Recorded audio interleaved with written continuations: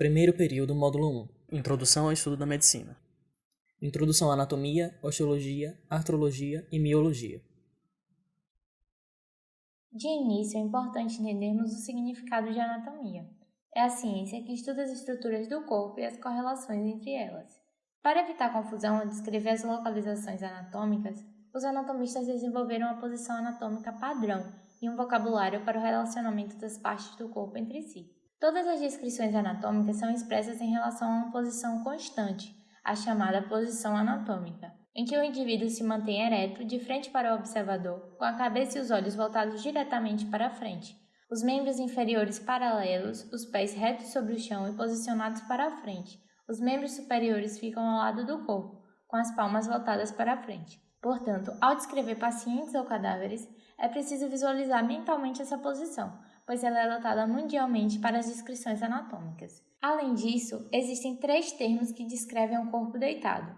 Se o corpo estiver com o rosto voltado para baixo, ele está em decúbito ventral ou posição prona. Se o corpo estiver com o rosto voltado para cima, ele está em decúbito dorsal ou posição supina. Se o corpo estiver de lado, chamaremos de decúbito lateral, direito ou esquerdo, de acordo com o lado em que estiver posicionado. E quando estiver em pé, chamaremos de posição ortostática. Vamos conhecer agora os planos anatômicos, começando pelos planos seccionais. São os planos que atravessam o corpo e são classificados em sagital, coronal ou frontal e transversal ou horizontal. O plano sagital é um plano vertical que divide o corpo ou um órgão nos lados direito e esquerdo. Ele será chamado de plano mediano quando atravessar as linhas medianas anterior ou posterior, que são linhas imaginárias que seccionam simetricamente o corpo em partes direita e esquerda, e de plano paramediano quando dividir o corpo ou o órgão em partes direita e esquerda desiguais. O plano frontal ou coronal divide o corpo ou um órgão em partes anterior e posterior. Já o plano transverso, também chamado de horizontal ou axial, divide o corpo ou um órgão em parte superior e inferior. Existem também os planos tangenciais, que são planos que delimitam o corpo. Vamos conhecer agora os termos direcionais. A maioria desses termos são utilizados para descrever a correlação entre as partes do corpo, podendo ser superior cranial ou cefálico, quando a estrutura se situar superiormente ou em direção à cabeça, inferior ou podálico ou caudal, quando a estrutura se situar inferiormente ou em direção aos pés, mediano, quando se situa na linha mediana, medial, quando se aproxima ao plano mediano, lateral, quando se afasta deste plano, intermédio, quando a estrutura se encontra entre uma estrutura medial e uma lateral, como exemplo do músculo vasto intermédio, médio, pode ser entre uma estrutura superior e uma inferior, entre uma distal e uma proximal, entre uma anterior e uma posterior, entre uma superficial e uma profunda, entre uma interna e uma externa. Temos como exemplo o lobo médio, entre o lobo superior e o lobo inferior, e as falanges médias, entre as proximais e as distais. Já o proximal vai ser quando estiver próximo à raiz do membro, na direção do tronco, e distal, afastado da raiz do membro, como por exemplo, o pé em relação ao joelho é distal, pois o pé está mais longe do quadril do que o joelho em relação ao quadril. E o joelho em relação ao pé é proximal, pois o joelho está mais próximo do quadril do que o pé em relação ao quadril. O termo superficial ou externo significa que está na direção ou na superfície do corpo. E o termo profundo ou interno significa distante da superfície do corpo. Como exemplo, as costelas encontram-se superficiais aos pulmões, ou as costelas encontram-se profunda em relação à pele do tórax e do dorso. Também temos os termos ipsilateral ou homolateral, que significa no mesmo lado do corpo em relação a outra estrutura, e contralateral, no lado oposto do corpo em relação a outra estrutura. Como por exemplo, mão direita e pé direito são homolaterais, ou seja, estão do mesmo lado do corpo. Já a mão direita e o pé esquerdo são contralaterais, ou seja, estão de lados opostos do corpo. Vamos entrar agora nas cavidades. Existe a cavidade do crânio, formada pelos ossos do crânio e contém um encéfalo. O canal vertebral, que é formado pela coluna vertebral e contém a medula espinal e o início dos nervos espinais. A cavidade torácica contém as cavidades pericárdica e pleural e o mediastino. Cada cavidade pleural circunda o pulmão, e a cavidade pericárdica circunda o coração. Já o mediastino é a região anatômica na parte central da cavidade torácica, entre as paredes mediais das cavidades pleurais. Estende-se do externo até a coluna vertebral e da primeira costela até o diafragma. Contém todas as estruturas da cavidade torácica, com exceção dos pulmões, incluindo, por exemplo, o coração, o timo, o esôfago, a traqueia e diversos vasos sanguíneos calibrosos. Já a cavidade abdominopélvica é subdividida em cavidade abdominal e pélvica. A abdominal contém o estômago, o baço, o fígado, a vesícula biliar, o intestino delgado e a maior parte do intestino grosso. Já a cavidade pélvica contém a bexiga urinária, parte do intestino grosso e os órgãos genitais femininos. Assim, concluímos a introdução à anatomia e damos início à osteologia, o estudo da estrutura óssea e o tratamento dos distúrbios ósseos. Os ossos são compostos por vários tecidos diferentes que atuam em conjunto, dentre eles o tecido ósseo, cartilaginoso, conjuntivo denso, epitelial, adiposo e nervoso. Por esse motivo, cada osso do corpo é considerado um órgão. Toda a estrutura dos ossos e suas cartilagens, juntamente com ligamentos e tendões, constituem um sistema esquelético. É importante saber que o tecido ósseo está continuamente em crescimento, em remodelagem e em autorreparação.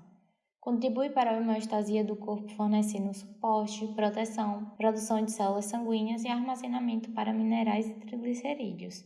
Vamos entender um pouco sobre a estrutura macroscópica do osso, que pode ser analisada considerando as partes de um osso longo, como por exemplo o húmero. A diáfise constitui o corpo do osso, a parte longa, cilíndrica e principal do osso. As epífises são as extremidades proximal e distal do osso. As metáfises são as regiões entre a diáfise e as epífises.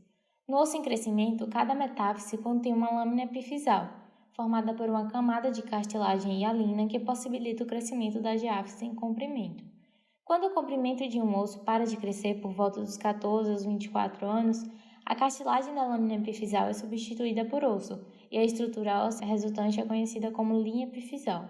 Além disso, temos a cartilagem articular, uma fina camada de cartilagem hialina que recobre parte da diáfise, onde o osso se articula com outro osso.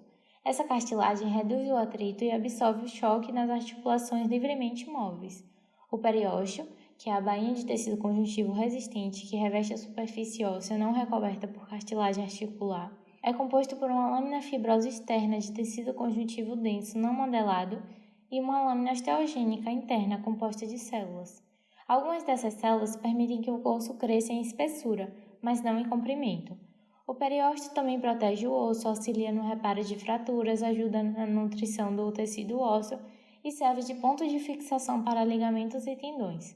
A cavidade medular é um espaço oco e cilíndrico na diáfise que contém a medula óssea amarela adiposa e numerosos vasos sanguíneos em adultos. Essa cavidade minimiza o peso do osso porque reduz o material ósseo compacto onde é menos necessário. O endósteo é uma fina membrana que reveste a cavidade medular. Contém uma única camada de células formadoras do osso e pouco tecido conjuntivo. Vamos entender agora sobre a classificação das regiões de um osso, podendo ser compactas ou esponjosas, dependendo do tamanho e da distribuição de seus espaços. O tecido ósseo compacto apresenta poucos espaços, representa 80% do esqueleto e é a forma de tecido ósseo mais resistente. É encontrado abaixo do periósteo de todos os ossos e constitui a maior parte da diáfise dos ossos longos. O tecido ósseo compacto oferece proteção e suporte, além de resistência aos estresses produzidos pelo peso e movimento. É composto por unidades estruturais repetidas, os ósteons, ou sistema de Havers. Cada ósteon é constituído por lamelas concêntricas distribuídas ao redor de um canal central ou canal de Havers. Já o tecido ósseo esponjoso, também chamado de tecido ósseo reticular ou trabecular, não contém ósteons. Está sempre localizado no interior do osso, protegido por uma camada de osso compacto. Ele consiste em lamelas dispostas em um padrão irregular de finas colunas chamadas trabéculas. Entre as trabéculas é possível observar espaços a olho nu. Eles são preenchidos por medula óssea vermelha nos ossos que produzem células sanguíneas e por medula óssea amarela, tecido adiposo, em outros ossos. Os dois tipos de medula óssea contêm numerosos e pequenos vasos sanguíneos que fornecem nutrição aos osteócitos. Vamos conhecer agora os tipos de ossos. Quase todos os ossos do corpo podem ser classificados com base no formato em 5 tipos principais: longo, curto, plano, irregular e sesamoide. Os ossos longos apresentam um comprimento maior que a largura e espessura e são discretamente curvados para efeitos de resistência, como exemplo do húmero. Os ossos curtos apresentam um formato semelhante a um cubo, com comprimento e largura praticamente iguais. A maioria dos ossos do carpo e do tarso são considerados ossos curtos. Os ossos planos possuem comprimento e largura maior que a espessura, conferem considerável proteção e fornecem áreas extensas para a fixação muscular, como por exemplo ossos do crânio e escápulas. Os ossos irregulares apresentam formatos complexos e não podem ser agrupados em nenhuma das categorias citadas. Possuem comprimento e espessura de difícil mensuração, como exemplo de vértebras, ossos do quadril e determinados ossos da face. Uma observação é que alguns autores consideram o calcâneo um osso curto, já outros consideram como um osso irregular. Os ossos sesamoides, do ponto de vista funcional, protegem os tendões do uso do desgaste excessivo, como por exemplo a patela. Além destes, existe o osso pneumático, que são ossos com cavidades aéreas, os ossos suturais, que são pequenos ossos localizados nas suturas entre certos ossos cranianos, e o osso acessório, que é a estrutura de um osso que não se fundiu com a parte óssea principal. Vamos conhecer agora os acidentes ósseos, começando pelas depressões e aberturas, que são locais que possibilitam a passagem de tecidos moles ou formação de articulações. Neles se enquadram a fissura, que é uma fenda estreita entre partes adjacentes de ossos pela qual passam nervos e vasos sanguíneos, como por exemplo de vermelho na figura. Temos a fissura orbital superior do esfenoide, o forame, abertura através do qual passam vasos sanguíneos, nervos e ligamentos, como por exemplo o forame infraorbital, o primeiro de azul na foto, a fossa, que é uma depressão rasa, como por exemplo a fossa coronóide do úmero, o sulco, que é uma depressão ao longo da superfície óssea que acomoda um vaso sanguíneo, nervo ou tendão, como por exemplo o sulco intertubercular do úmero, que é essa de azul na foto, o meato, que é uma abertura tubular, como por exemplo o meato acústico externo do temporal. A fóvea é uma superfície articular levemente côncava ou convexa, mostrada na figura de azul. Entrando agora nos processos, eles são projeções ou protuberâncias no osso que formam articulações ou pontos de fixação para o tecido conjuntivo, como ligamentos e tendões. Existem os processos que formam articulações, onde se enquadram o côndilo, que é uma grande protuberância arredondada com uma superfície articular lisa na extremidade do osso, como por exemplo o côndilo lateral do fêmur, que a gente pode ver de azul. A cabeça, que é uma projeção articular normalmente arredondada apoiada no colo do osso, que a gente pode ver de verde, e o colo de roxo. A face, que é uma superfície articular lisa, plana e discretamente côncava ou convexa, que podemos ver na vértebra, em vermelho. E temos os processos que formam pontos de inserção de tecido conjuntivo, como por exemplo a crista, que é uma crista proeminente ou projeção alongada, como por exemplo de vermelho, que é a crista ilíaca do osso do quadril, o epicôndilo, que é uma projeção tipicamente rugosa acima do côndilo, como por exemplo na figura, a segunda imagem de vermelho, epicôndilo medial do fêmur, a linha, que é uma margem ou crista estreita e longa, como por exemplo a linha áspera do fêmur, que é a terceira figura em verde, o processo espinhoso, que é uma projeção pontuda e delgada, como podemos ver na primeira figura em azul na vértebra, o trocânter, que é uma projeção muito grande, como por exemplo em verde podemos ver o trocânter maior do fêmur, o tubérculo, que é uma projeção arredondada de tamanho variável. Temos nessa terceira figura o tubérculo maior e menor do úmero. A tuberosidade, que é uma projeção de tamanho variável que apresenta uma superfície rugosa e áspera, como por exemplo a tuberosidade esquiática do osso do quadril. E o ramo, que é a parte aplanada de um osso, por exemplo o ramo inferior do púbis. Vamos entender agora um pouco de artrologia, que é o estudo científico das articulações. A articulação é o ponto de contato entre dois ossos, entre o osso e cartilagem ou entre um osso e o dente. Quando dizemos que um osso se articula com outro osso, queremos dizer que esses ossos formam uma articulação. As articulações do sistema esquelético contribuem para a homeostasia, mantendo os ossos unidos de forma a permitir movimento e flexibilidade. Elas são classificadas estruturalmente com base nas características anatômicas e funcionalmente, de acordo com o tipo de movimento que possibilitam. A classificação estrutural das articulações é baseada em dois critérios. Primeiro, a existência ou não de espaço entre os ossos integrantes da articulação, chamada de cavidade articular, e segundo, o tipo de tecido conjuntivo que une os ossos. Do ponto de vista estruturais, as articulações são classificadas como articulações fibrosas, quando não há cavidade articular e os ossos são mantidos unidos por meio de tecido conjuntivo denso não modelado e rico em fibras de colágeno, articulações cartilagíneas, quando não há cavidade articular e os ossos são mantidos juntos por cartilagem. Articulações sinoviais. Os ossos que formam a articulação apresentam cavidade articular e são unidos pelo tecido conjuntivo denso não modelado de uma cápsula articular e muitas vezes por ligamentos acessórios. E as articulações ósseas, que são articulações em que houve uma ossificação de uma cartilagínea ou de uma fibrosa, raramente de uma sinovial.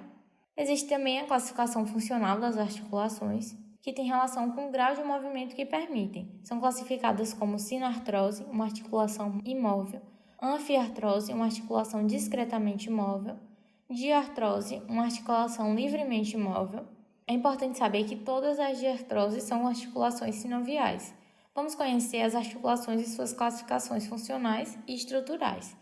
A sutura é composta por uma fina camada de tecido conjuntivo denso não modelado e possui participação importante na absorção de impactos no crânio. Um exemplo de sutura é a sutura coronal entre os ossos parietal e frontal do crânio. Ela é classificada funcionalmente como sinartrose e estruturalmente como fibrosa. A sindesmose une os ossos com uma lâmina de tecido conjuntivo, que pode ser um ligamento ou uma membrana fibrosa. Possui como classificação funcional sinartrose ou anfiartrose, pois alguns autores classificam como anfiartrose por entender que existe um movimento elástico. Já outros autores classificam como sinartrose porque não reconhecem esse movimento como verdadeiro. Já sua classificação estrutural é fibrosa.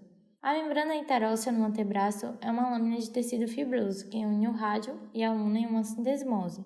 Outro exemplo de sindesmose é a gonfose, também chamada de articulação dentoalveolar, uma articulação fibrosa na qual um processo semelhante a um pino encaixa-se em uma cavidade entre a raiz do dente e o processo alveolar da maxila. É classificada funcionalmente como sinartrose e estruturalmente como fibrosa. A sincondrose é uma articulação cartilagínea na qual o material conectivo é a cartilagem hialina. A lâmina epifisial, que conecta a epífise e a diáfise de um osso em crescimento, é um exemplo de sincondrose. Quando se ossificam, são chamadas de sinostose. Possui como classificação estrutural, cartilagínea e funcional, anfiartrose. Algumas, como as lâminas epifisiais, são sinartroses. A sínfise é uma articulação na qual as extremidades dos ossos da articulação são recobertas por cartilagem hialina, porém, um disco largo e plano de fibrocartilagem conecta os ossos. Todas ocorrem na linha média do corpo, como por exemplo a sínfise púbica entre as faces anteriores dos ossos do quadril. A classificação funcional é de artrose e estrutural cartilagínea. Quando se ossificam, também são chamadas de sinostose. Vamos conhecer agora as articulações sinoviais. São articulações dotadas de liberdade de movimento e estão envolvidas por cápsulas articulares, que contêm a sinóvia, o líquido sinovial. Proporcionam uma larga amplitude de movimentos precisos, uniformes e, ao mesmo tempo, mantêm a estabilidade, a potência e, em certos aspectos, a firmeza do corpo. A estrutura básica de uma articulação sinovial compreende a cápsula articular, que envolve a articulação sinovial como uma luva, encerra a atividade articular e une os ossos integrantes da articulação. É composta de duas camadas, uma membrana fibrosa externa e uma membrana sinovial interna. Em geral, a membrana fibrosa consiste em um tecido conjuntivo denso não modelado, na maioria fibras de colágeno, que se fixa ao periósteo dos ossos da articulação. A flexibilidade da membrana fibrosa possibilita movimento considerável na articulação, enquanto sua grande resistência à tração ajuda a evitar que os ossos se desloquem da articulação. Já a membrana sinovial é a camada mais interna da cápsula articular, composta de tecido conjuntivo areolar com fibras elásticas. Além disso, ela secreta o líquido sinovial, um líquido viscoso, claro ou amarelo claro, assim nomeado por sua similaridade em aparência e consistência com a clara de ovo. Ele é composto por ácido hialurônico secretado por células sinoviais na membrana sinovial e líquido intersticial filtrado do plasma sanguíneo. Ele forma uma película fina sobre as superfícies dentro da cápsula articular. Suas funções incluem redução do atrito pela lubrificação da articulação, a absorção de impactos, fornecimento de oxigênio e nutrientes e remoção de dióxido de carbono e resíduos metabólicos dos condrócitos dentro da cartilagem articular. O líquido sinovial também contém células fagocíticas que removem micróbios e resíduos resultantes do uso e desgaste da articulação. Quando a articulação sinovial fica imobilizada por algum tempo, o líquido se torna bastante viscoso, como um gel. Porém, conforme o movimento articular se intensifica, o líquido se torna menos viscoso. Um dos benefícios do aquecimento antes da prática de exercícios é a estimulação da produção e secreção de líquido sinovial. Mais líquido quer dizer menos estresse nas articulações durante a prática de exercícios. Além disso, temos os ligamentos, que são estruturas de tecido conjuntivo denso modelado ou não modelado que ligam um osso ao outro. Nas articulações sinoviais, podemos encontrar ligamentos intracapsulares, extracapsulares e capsulares. Os ligamentos capsulares são dobras da cápsula articular. Os ligamentos extracapsulares se encontram fora da cápsula articular, como os ligamentos colaterais tibial e fibular da articulação do joelho. Os ligamentos intracapsulares ocorrem dentro da cápsula articular, porém são excluídos da cavidade articular por dobras da membrana sinovial. Os ligamentos cruzado anterior e posterior da articulação do joelho são exemplos de ligamentos intracapsulares. Os meniscos são encontrados na articulação do joelho, onde eles amortecem os ossos e possuem um formato parecido com o número 8. O disco articular, que possui uma função semelhante ao menisco. O lábio é a estrutura fibrocartilagínea que se estende ao redor da cavidade da articulação e ajuda a aprofundar a cavidade articular. É encontrado nas articulações do quadril e ombro. Existem também as bolsas sinoviais, que são preenchidas por uma pequena quantidade de líquido similar ao líquido sinovial e podem estar localizadas entre pele e ossos, entre tendões e ossos, entre músculos e ossos ou entre ligamentos e ossos. Os sacos cheios de líquidos amortecem o movimento dessas partes corporais umas com as outras. As estruturas chamadas de bainhas sinoviais também reduzem a fricção nas articulações. São bolsas tubulares que envolvem determinados tendões que sofrem atrito considerável na passagem por túneis formados por tecido conjuntivo e osso. O retináculo é a faixa de tecido que mantém no lugar os tendões dos músculos. Vamos conhecer os tipos de articulações sinoviais. A articulação plana, que possui superfícies praticamente planas, ou uma delas pode ser ligeiramente côncava e outra ligeiramente convexa. Permite apenas movimentos de deslizamento entre os lados e de um lado para outro com ligeira rotação, podendo ser biaxial ou triaxial. A articulação gínglimo, que é uma articulação monoaxial, permite movimento em um único plano. Nesse tipo de articulação, a superfície de um osso é sempre côncava e a outra convexa. São os tipos mais comuns de articulações sinoviais. Existe o gínglimo modificado, também trazido em alguns livros como bicondilar. Possui movimento principal em um plano, mas com rotação limitada em torno de um segundo eixo ortogonal ao primeiro. A articulação trocoide, que permite o movimento de rotação de um eixo central. A superfície articular de um osso é cônica ou arredondada e se adapta em uma depressão do outro osso. Ela é monoaxial. A articulação condilar ou elipsoide, em que a superfície convexa oval de um osso se ajusta em uma depressão côncava de outro osso. Ela permite o movimento angular em duas direções, ou seja, biaxial, um movimento mais amplo em um sentido e menos amplo no outro. A articulação celular, em que cada superfície articular possui uma superfície côncava em uma direção e outra superfície convexa em outra, e permite movimento biaxial. E a articulação esferóidea, formada por uma superfície convexa e arredondada com uma cavidade côncava. É a que apresenta a maior amplitude de movimentos, ela é triaxial. Para finalizar, vamos conhecer um pouco sobre miologia, o estudo científico dos músculos. O tecido muscular apresenta 4 funções-chave: a produção de movimentos corporais, estabilização das posições do corpo, armazenamento e movimentação de substâncias dentro do organismo e geração de calor. Existem alguns termos relacionados aos músculos, como fáscia, que é uma lâmina de tecido conjuntivo que reveste o músculo ou grupo muscular, e 3 camadas de tecido conjuntivo se estendem a partir dessa fáscia, para proteger e reforçar o músculo esquelético.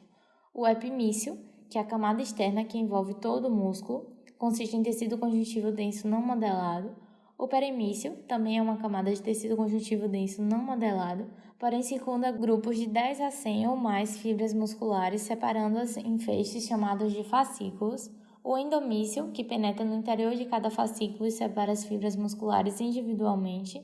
O endomício consiste principalmente de fibras reticulares, é um local onde ocorrem trocas metabólicas. Todas as 3 camadas de tecido conjuntivo podem se estender além das fibras musculares para formar um tendão, que conecta o músculo ao periósteo de um osso.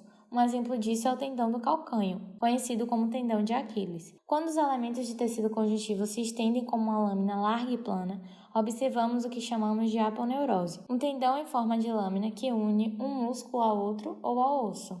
A classificação dos músculos quanto à função pode ser em músculo motor primário ou agonista, quando produz a função desejada, antagonista, quando realiza a ação oposta, sinergistas, quando ajudam os agonistas, reduzindo os movimentos desnecessários, e estabilizadores, quando fixam a origem do agonista de forma que possa atuar de maneira mais eficiente. Aqui finalizamos a nossa aula. Obrigada por terem assistido.